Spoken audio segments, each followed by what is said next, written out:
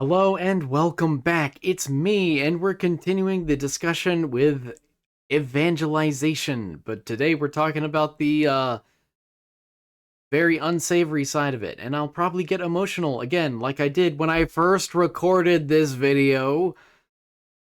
Again, the original recording will be in the description, but this is a re recording. So let's play the stupid challenge again now for the second time. It's the host.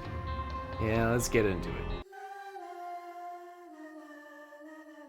So today we will be talking about again, the less savory side of this discussion. As a reminder, I am Christian, and I spent the past several episodes really talking about both evangelism as well as some of the not great parts of Christian history. And I stand by those not great parts in the sense that they are not great. Not in the sense that I endorse their not greatness, but in the sense that as a Christian, I wish they were better. Some things that I mentioned now more explicitly. Oh, that was a good one. Let me give you a short list of things from history to talk about before I get into the actual main topic for today. For example, the Spanish conquest of the Americas. It was divinely sanctioned. Not sure if you knew that. Maybe you did. Oh, I got out of there in just the right time. It was considered to be divinely sanctioned by the Catholic Church. But the Spaniards, in quote-unquote colonizing, I mean, it was already colonized, but they're just, Anyway, the Spaniards ended up using violence and force to convert people to Christianity pretty frequently. Unfortunately. Ooh, very nice. So, absolutely there was coercion there. But all the while, the Spaniards were also exploiting the resources and labor of the indigenous peoples. So, yeah, that's pretty bad. Lock down, whatever.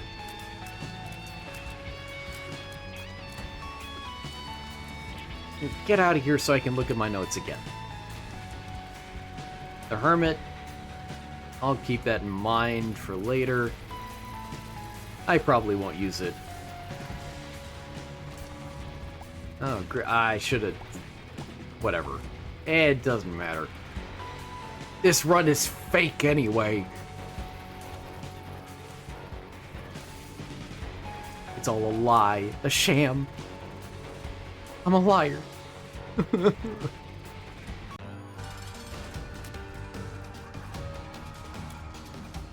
And now I'm not even a lucky liar anymore. I'm a negative lucky liar. Actually, I've always had negative luck in life. So I guess that's nothing new. Anyway, yeah, so another part of Christian history that is unsavory would be American Indian missionaries, which I did mention, again, a few episodes ago now, but to summarize, well, I didn't even go into very much depth at all things considered. Nice. But to summarize the entire American Indian missionary situation, they used a lot of assimilation programs to convert the native peoples to Christianity, and cool. although that may have been very well effective in converting them to Christianity, it was also very effective at their secondary goals, which were generally to erase Native American culture and traditions. And that's actually kind of a theme that you'll see today, is that when a lot of people evangelize, wow, thank you,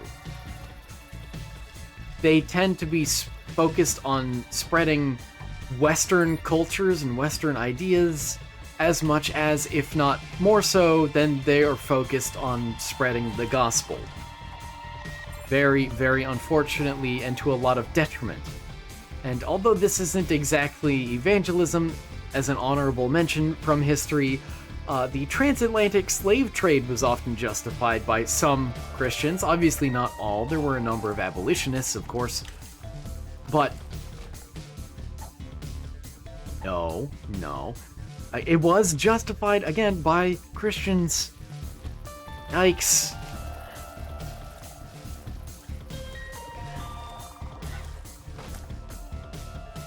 Oh, yeah, well, yeah, duh. You're just another bad trip. I don't know why whatever. Hi, bomber boy, or girl, or non-binary. I don't discriminate. Not today.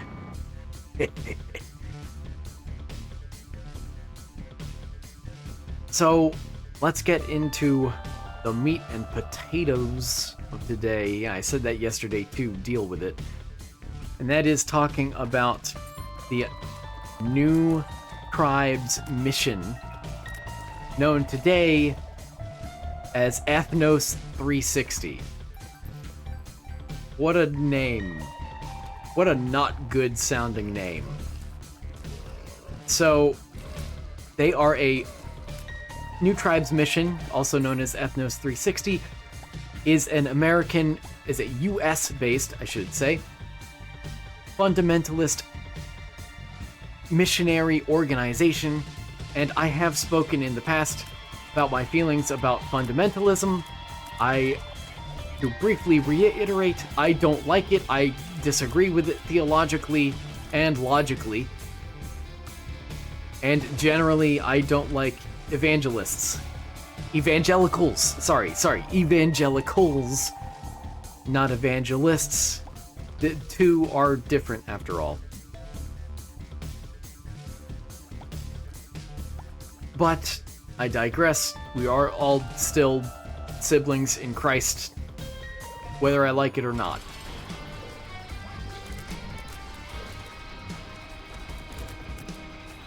And you know, I've been on the lookout to see if today will wind up like yesterday and be weirdly similar to the previous episode. It doesn't seem to be. Well, hold on. I mean, it's not yet. But the biggest test would be if I find the potato peeler and summon a full Meat Boy. Oh, good. That actually kind of scared me. I was worried that would happen. Oh, there you are.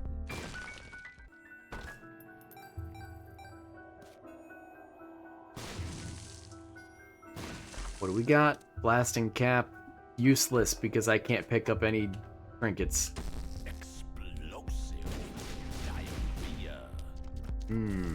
I do like having a second spider item, though. That is nice.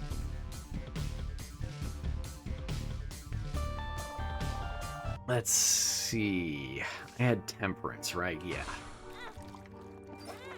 I did spend a lot of that episode farming money from blood donation machines, though, so that much is still true, I guess. Hey! Perfect. And yeah, I'll keep the Joker with me, thank you very much. So, I actually didn't do this, I got some of my information out of order. Wow, this is big for me. I actually got some of my information out of order when I first recorded this, So this is actually a great opportunity to fix this and set up the reveal properly. Maybe I shouldn't have said any of that at all, but too bad and too late. So, in the 1980s, New Tribes Mission, which I will generally refer to as NTM, not Anti-M, NTM. Yeah, I'll take Pandora's Box. Actually, it's Caves 1, so I think I want to save it till next floor if I remember correctly. It's been a while since I've looked at the Pandora's Box, table. But anyway, in the 1980s, NTM, again, an American-based, a US-based missionary organization, those are the words I was looking for, made contact with the Zoe people of Brazil. Oh. There we go. Cool. Thanks. And in doing so, 45 of them died from flu, malaria, or other respiratory diseases. And by the way, the Zoe people are a relatively uncontacted people, or at least they were, up in northern Brazil, with a population at the time of around 200. In other words, the diseases brought by these missionaries ended up killing nearly a quarter of their population. Yikes.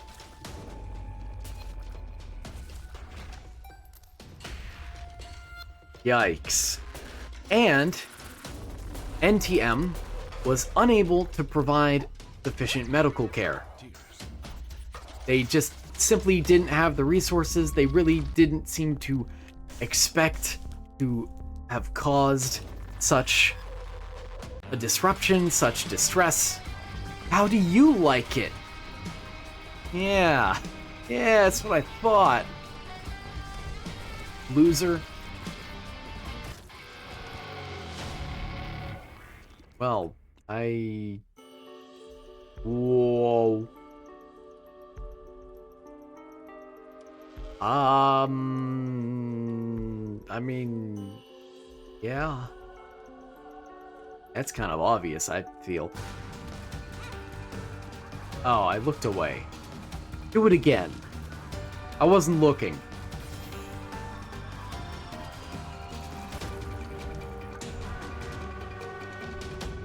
Oh, I can use that now. Yay. So, this isn't the end of that story, though, because the Zoe people ended up concentrating around the missionaries' station. And it ended up resulting in scarcity of the game that they usually hunted, because they were all concentrated in one relatively small area rather than being spread out like they generally were. So these Zoe people ended up being completely dependent on the missionaries for basic needs during the missionaries' stay in Brazil. And NTM was eventually kicked out of Brazil in 1991 entirely. Thank goodness. But here's the real shocker, is that this was not their first time creating a pandemic in a small, uncontacted population. Which is inexcusable, really. For this to happen multiple times, it's absurd. Because indeed, there are a lot of actually horror stories about NTM as an organization. They've also gotten into trouble with how do I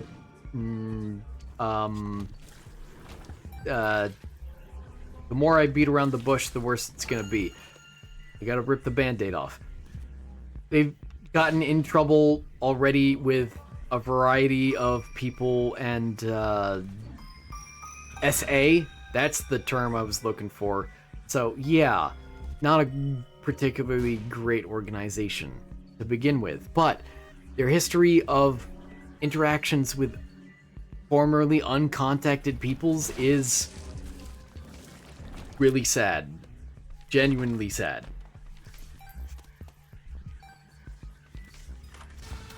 Hi. Bye. Because in 1967, just to name one other example here, NTM contacted the Yanomami people and infected 165 of them and killed 17 of them. Oh, maybe not killed. That's a bit harsh. That's a bit strong. 17 of them died from related diseases. Let me put it that way. And again, even back then, NTM didn't have... Wow. Oh.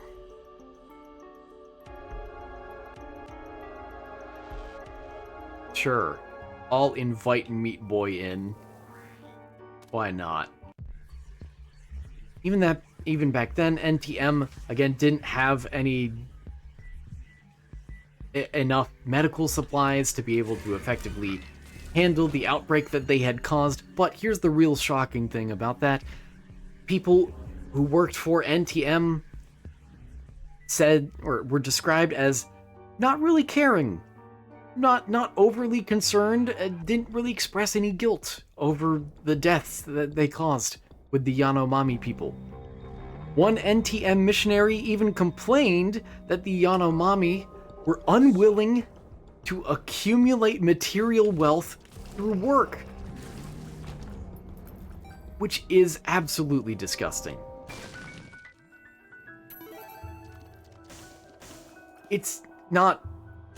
It almost sounds like I'm being ironic, like in favor of the missionary there or something. No, it's absolutely disgusting to impose a cultural value like that and expect these people to adopt our system, our markets, our economies overnight, basically, and then be upset with them when they don't, even though the entire reason that you're there in the first place is to evangelize, to spread the gospel, to, save souls. So what does this have to do with capitalism? Exactly? And don't get me wrong, I'm not particularly concerned with capitalism here. Okay, well, Meat Boy did not show his face. But whatever. This run will have to be a little bit different. And more health, please. But, again, absolutely disgusting behavior. Why? And no, here's the real reason. If you don't understand why this is so bad, why this is so dangerous, let me really show it to you, or spell it out here for you.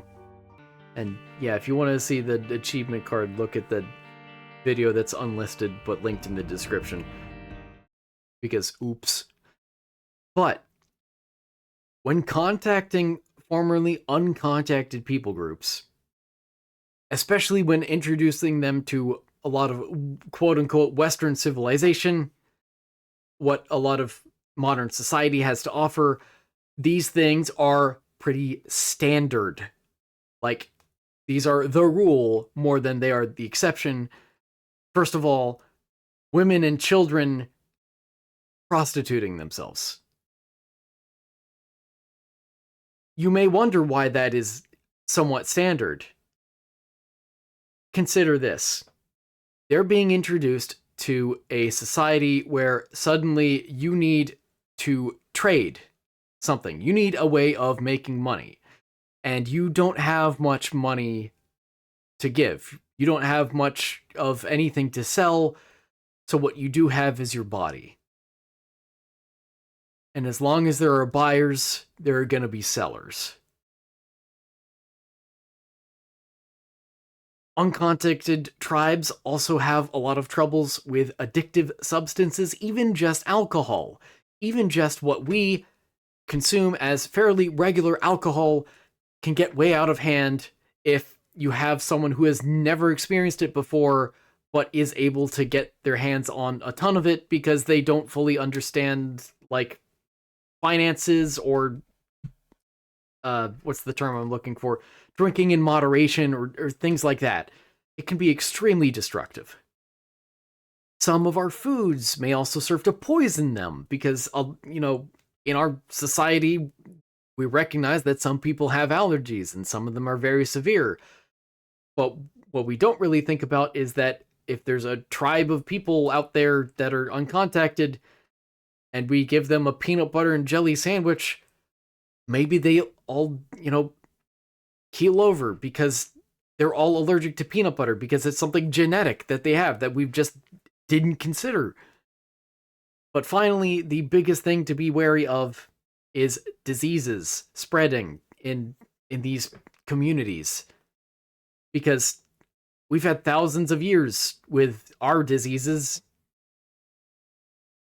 relatively speaking, and they not so much. So coming into direct contact with each other can cause a lot of outbreaks of various diseases. Now, it can go both ways as well, as is what happened in like the Age of Exploration with the Spanish colonizing America and all that, but it's generally one directional.